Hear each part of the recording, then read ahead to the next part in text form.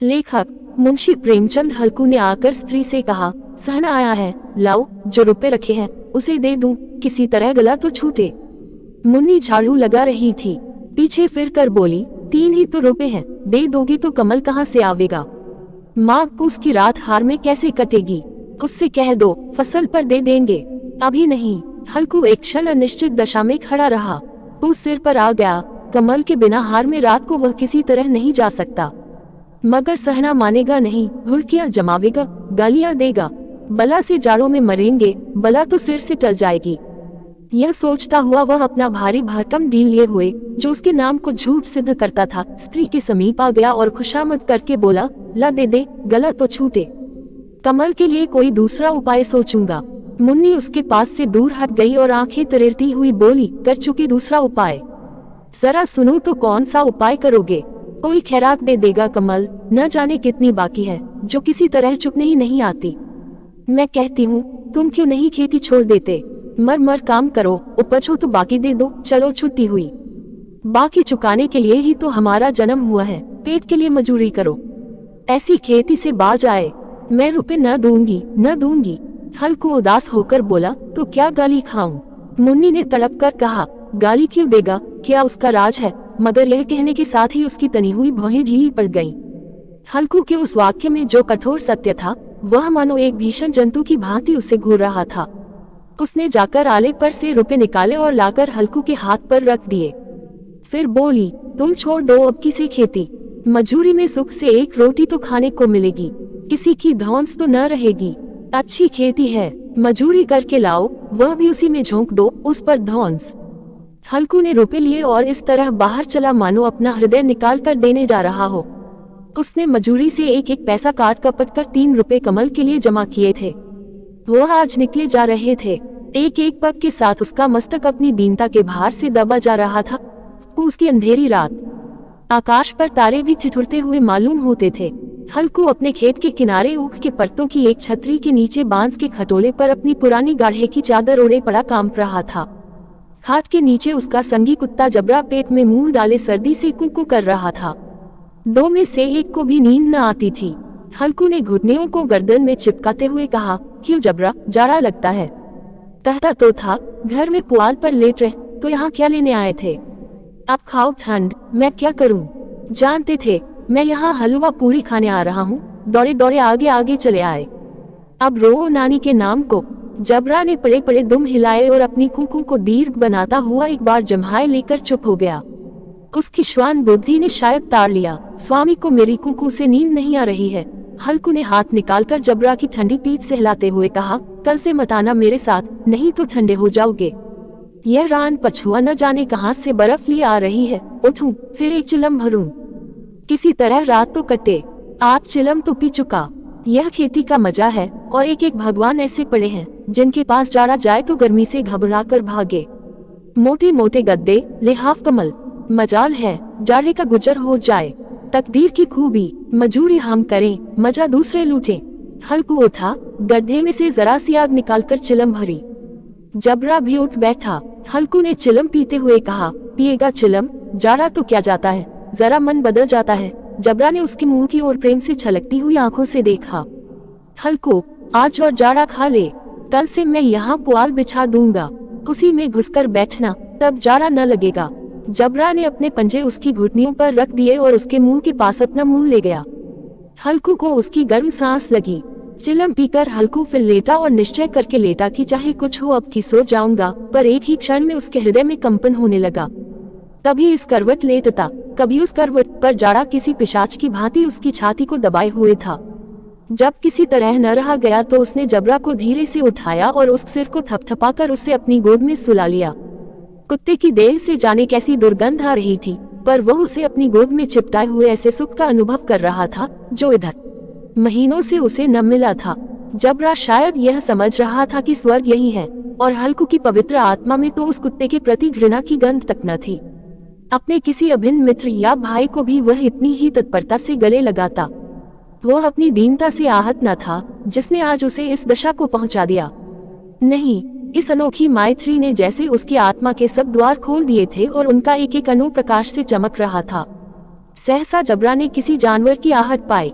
इस विशेष आत्मीयता ने उसमें एक नई स्फूर्ति पैदा कर दी थी, जो हवा के ठंडे झोंकों को तुच्छ समझती थी। वो झपट कर उठा और छपरी से बाहर आकर भूंकने लगा। हल्कू ने उसे कई बार चुमकार कर बुलाया, पर वह उसके पास न आया। हार में चारों तरफ दौड़ दौड़ कर भूंकता रहा। एक क्षण के लिए आ भी जाता तो तुरंत ही फिर दौड़ता।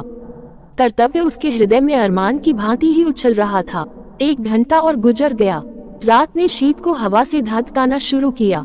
हल्कू उठ बैठा और दोनों घुटनों को छाती से मिलाकर सिर को उसने छिपा लिया। फिर भी ठंड कम न हुई। ऐसा जान पड़ता था सारा रक्त जम गया है, धमनियों में रक्त की जगह हिम बह रहा है। उसने झुककर आकाश की ओर देखा। अभी कितनी रात बाकी है। सप्तर्षि अभी आकाश में आधे भी नहीं चढ़े।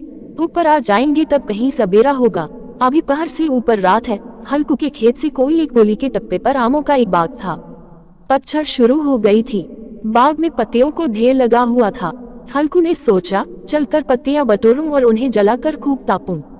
रात को कोई मुझे पत्तियां बटोरते देख तो समझे कोई भूत है, कौन जाने कोई जानवर ही छिपा बैठा हो। मगर अब तो बैठे नहीं रहा जाता।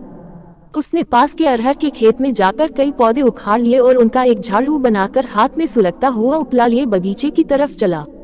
जबरा ने उसे आते देखा तो पास आया और दुम हिलाने लगा। हल्कू ने कहा, अब तो नहीं रहा जाता जबरो, चलो बगीचे में पत्तियां बटोर कर तापें। टांठे हो जाएंगे तो फिर आकर सोएंगे। अभी तो बहुत रात है। जबरा ने कुकू करके सहमति प्रकट की और आगे आगे बगीचे की ओर चला। बगीचे में खूब अंधेरा छाया हुआ था और अंधकार में निर्दय पवन पत्तियों को कुचलता हुआ चला जाता था। वृक्षों से उसकी बूंदें टप टप नीचे टपक रही थी। एकाएक एक झोंका मेहंदी के फूलों की खुशबू लिए हुए आया। हल्कू ने कहा, कैसी अच्छी महक आई जबरू, तुम्हारी नाक में भी तो सुगंध आ रही है। जबरा को कहीं जमीन पर एक हड्डी पड़ी मिल गई थी। उसे चिंचोड़ रहा था। हल्कू ने आग जमीन पर रख दी और पत्तियां बटोरने लगा। जरा देर में पत्तियों का ढेर लग गया। हाथ ठिठुरे जाते थे, नंगे पांव गले जाते थे और वह पत्तियों का पहाड़ खड़ा कर रहा था। इसी अलाव में वह ठंड को जलाकर भस्म कर देगा। थोड़ी देर में अलाव जल उठा। उसकी लौ ऊपर वाले वृक्ष की पत्तियों को छू छू कर भागने लगी। उस अस्थिर प्रकाश में बगीचे के विशाल वृक्ष ऐसे मालूम होते थे मानो उस अथाह अंधकार को अपने सिरों पर संभाले हुए हो। अंधकार के उस अनंत सागर में यह प्रकाश एक नौक के समान हिलता मचलता हुआ जान पड़ता था। हल्कू अलाव के सामने बैठा आग ताप रहा था। एक क्षण में उसने दोहर उताकर बगल में दबा ली, दोनों पांव फैला दिए मानो ठंड को ललकार रहा हो। तेरे जी में जो आए सोकर। ठंड की असीम शक्ति पर विजय पाकर वह विजय गर्व को हृदय में छिपा न सकता था। उसने जबरा से कहा, क्यों जब्बर, अब ठंड नहीं लग रही है? जब्बर ने कुकू करके मानो कहा, अब क्या ठंड लगती ही रहेगी। पहले से यह उपाय न सूझा, नहीं इतनी ठंड क्यों खाते? जब्बर ने पूंछ हिलाई। अच्छा आओ, इस अलाव को कूदकर पार करें, देखें कौन निकल जाता है। अगर जल गए बच्चा तो मैं दवा न करूंगा। जब्बर ने उस अग्निराशि की ओर कातर नेत्रों से देखा। मुन्नी से कल न कह देना, नहीं तो लड़ाई करेगी। यह कहता हुआ वह उछला और उस अलाव के ऊपर से साफ निकल गया। पैरों में जरा लपट लगी, पर वह कोई बात न थी। जबरा आग के गिर्द घूमकर उसके पास आ खड़ा हुआ। हल्कू ने कहा, चलो चलो, इसकी सही नहीं, ऊपर से कूद कर आओ। वह फिर कूदा और अलाव के इस पार आ गया। पत्तियां जल चुकी थीं। बगीचे में फिर अंधेरा छा गया था। रात के नीचे कुछ कुछ आग बाकी थी, जो हवा का झोंका आ जाने पर जरा जाग उठती थी, पर एक क्षण में फिर आंखें बंद कर लेती थी। हल्कू ने फिर चादर ओढ़ ली और गर्म राख के पास बैठा हुआ एक गीत गुनगुनाने लगा। उसके बदन में गर्मी आ गई थी, पर ज्यों ज्यों शीत बढ़ती जाती थी उसे आल से दबाए लेता था। जबरा जोर से भूंककर खेत की ओर भागा। हल्कू को ऐसा मालूम हुआ कि जानवरों का एक झुंड खेत में आया है। शायद नीलगायों का झुंड था। उनके कूदने दौड़ने की आवाजें साफ कान में आ रही थी। फिर ऐसा मालूम हुआ कि खेत में चर रही हैं। उनके चबाने की आवाज चरचर सुनाई देने लगी। उसने दिल में कहा, नहीं, जबरा के होते कोई जानवर खेत में नहीं आ सकता। नोच ही डाले, मुझे भ्रम हो रहा है। कहाँ, अब तो कुछ नहीं सुनाई देता। मुझे भी कैसा धोखा हुआ। उसने जोर से आवाज लगाई, जबरा जबरा। जबरा भूंकता रहा, उसके पास न आया। फिर खेत के चले जाने की आहट मिली। अब वह अपने को धोखा न दे सका। उसे अपनी जगह से हिलना जहर लग रहा था। ऐसा गंदाया हुआ था। इस जाड़े पाले में खेत में जाना, जानवरों के पीछे दौड़ना असह्य जान पड़ा। वह अपनी जगह से न हिला। उसने जोर से आवाज लगाई, लेहो लेहो। ले हो। जबरा फिर भूख उठा। जानवर खेत चर रहे थे। फसल तैयार है, कैसी अच्छी खेती थी, पर ये दुष्ट जानवर उसका सर्वनाश किए डालते हैं। हल्कू पक्का इरादा करके उठा और 2-3 कदम चला, पर एकाएक हवा का ऐसा ठंडा चुभने वाला बिच्छू के डंक का सा झोंका लगा कि वह फिर बुझते हुए अलाव के पास आ बैठा और राख को कुरेद कर अपनी ठंडी देह को गरमाने लगा। जबरा अपना गला फाड़ डालता था, नीलगाय खेत का सफाया किए डालती थी और हल्कू गर्म राख के पास शांत बैठा हुआ था। अकर्मण्यता ने रस्सियों की भांति उसे चारों तरफ से जकड़ रखा था। उसी राख के पास गर्म जमीन पर वह चादर ओढ़कर सो गया। सवेरे जब उसकी नींद खुली तब चारों तरफ धूप फैल गई थी और मुन्नी कह रही थी, क्या आज सोते ही रहोगे? तुम यहाँ आकर रम गए और उधर सारा खेत चौपट हो गया।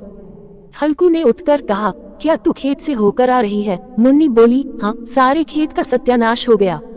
भला ऐसा भी कोई सोता है? तुम्हारे यहाँ मलैया डालने से क्या हुआ?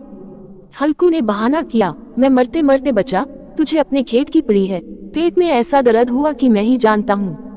दोनों फिर खेत के डार पर आए। देखा, सारा खेत रौंदा पड़ा हुआ है और जबरा मलैया के नीचे चित लेटा है, मानो प्राण ही न हो। दोनों खेत की दशा देख रहे थे।